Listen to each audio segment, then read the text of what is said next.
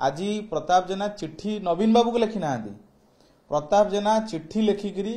गणमाध्यम को सूचई जे देखो नवीन बाबू को आम ओपन चैलेंज करूँ। देखो विजु जनता दल रे एवं नेतृत्व संकट पड़ी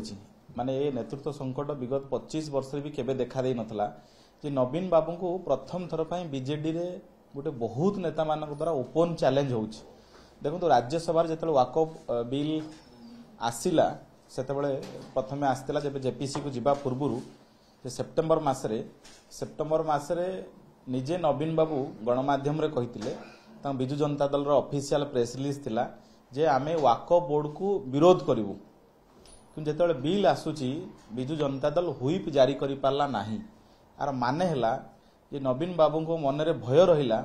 जे हुईप जारी कले आम राज्यसभा सांसद माने हुए तो से हुईप को मानिबे नाही। एथर गोटे कथा प्रमाणित होउची जे विजु जनता दल रो तांको राज्यसभा सांसद को ऊपर एवं नवीन बाबूंकर तांको दल उपरे आउ से पूर्व कर्तृत्व बा पूर्व कमांड आउ नाही। से जो निरक्षुण्ण दखल थिला विजु जनता दल उपरे नवीन पटनायक आउ वीके पांड्यानकर ताहा नाही बोध हुए। एवं एक तो नवीन बाबू हुईप जारी करि पारले नाही कारण हुईप को तांको मन रे भय रहिला जे हुईप को राज्यसभा सांसद माने मानिबे नाही एवं तांको कहिले जे विवेक अनुसार भोट दियो एवं गोटिए दल राज्यसभा रे दीटा विवेक देखेला दुई फाड़ हो गला विजु जनता दल राज्यसभा सांसद माने। एवं गत काली मध्य आमे देखिले जो भले हाई ड्रामा चलिला तांको दलर वरिष्ठ नेता माने बैठक कले आउ जाइकरी भेटिले नवीन बाबू को मु आश्चर्य होउची तो भेटी थिबे माने सब कथा तो नवीन बाबू को जणै थिबे पुणी प्रताप जेना तांकर जने पूर्वतन मंत्री आज चिट्ठी लिखुछंती काहेकि ता माने बोध हुए गत काली जो भेटिले से माने नवीन बाबू को नवीन बाबू बोधे तांको कथा सुनिले नाही बा नवीन बाबू बोधे तांको बसिया को चौकी देले कि तांको कथा सुनिले कि नाही ताहा मध्य संदेह होउची हमर। आज प्रताप जेना चिट्ठी नवीन बाबू को लिखि ना प्रताप जेना चिट्ठी लिखिकी गणमाध्यम को सूचई जे देखो नवीन बाबू को आम ओपन चैलेंज करूँ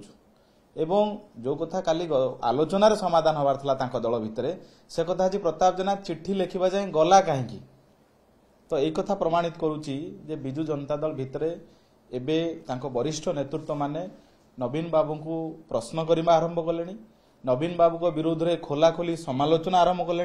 एवं आपण भावंतु से सस्मित बाबू हूँ जी समर्थन करिछि बा जी विरोध करिछि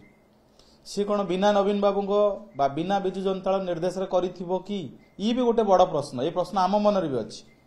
एवं जदि से माने नवीन बाबू को निर्देश को मानी छंती ताहले ये जो वरिष्ठ नेता माने बैठक करूछंती असंतोष जाहिर करुछन जे काहे कि वाकफ को विरोध हला ये तो सीधा सड़क नवीन बाबू को निष्पत्ति को चैलेंज होउछि। तेणु विजु जनता दल जो निर्वाचन हारिबा परे जो स्थिति को जाइथिला एबे से माने आहुरी संगीन स्तर को गलेनी तांको दल भितरे श्रृंखला नवीन बाबू को नेतृत्व को चैलेंज एवं तांको वरिष्ठ नेता मान भितर थिबा असंतोष एबे उग्र रूप धारण कलानी एवं जहाँ प्रतिफलित होइछि राज्यसभा रे वाकफ बिल रे विजु जनता दल आभिमुख्य को लेकर।